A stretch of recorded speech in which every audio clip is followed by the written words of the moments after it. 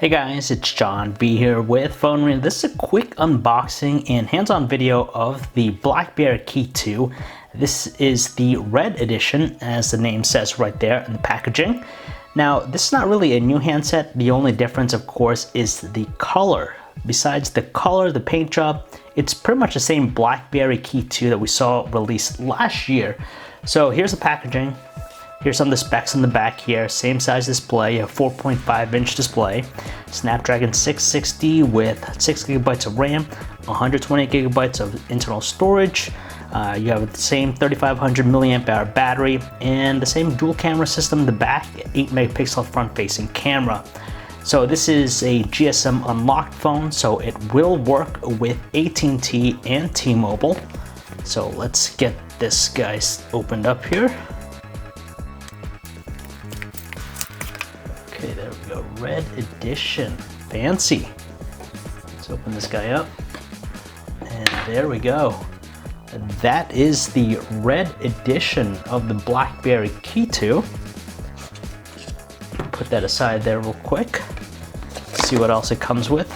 I'm pretty sure the accessories are the same color. Whoa, look at that, actually black, yes, makes sense, but now you have these red headphones that come with it. That's pretty neat. Let's see, this has a standard headphone jack, which is great. You have your USB Type-C cable right there, and you have, of course, all the instruction manuals and stuff. So here it is, the KEY2 in red, the Red Edition.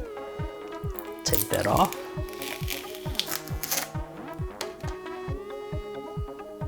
Let's take off the front here. There we go. So let me power this on. Then we'll go into the phone here just a little bit. So the red color is nice. It has almost a metallic finish to it. It's not a matte or a polished look to it. But now the back here is black, which is, kind of a bummer for something with, something that's called Red Edition. It would have been nice to have, I guess, the majority of the phone in red. But in this case, it's more of an accent. You could see how it actually accents the physical keyboard here. The keys are still black. Everything else, the frame itself, is in red. Button placements are all the same, identical as before. And that's pretty much it, guys. I'm gonna just turn it on and just show you the software. Let's see if there's anything different there. It feels pretty good in the hand. I do like the finish. Of course, the textured material in the back definitely helps, gives it a good grippy nature. The red color, definitely striking, but it would have been more striking if it was entirely red. Maybe a red matte finish on the back, same textured finish would have been nice, but I just don't know why they didn't decide to make the entire thing or the majority of the phone red.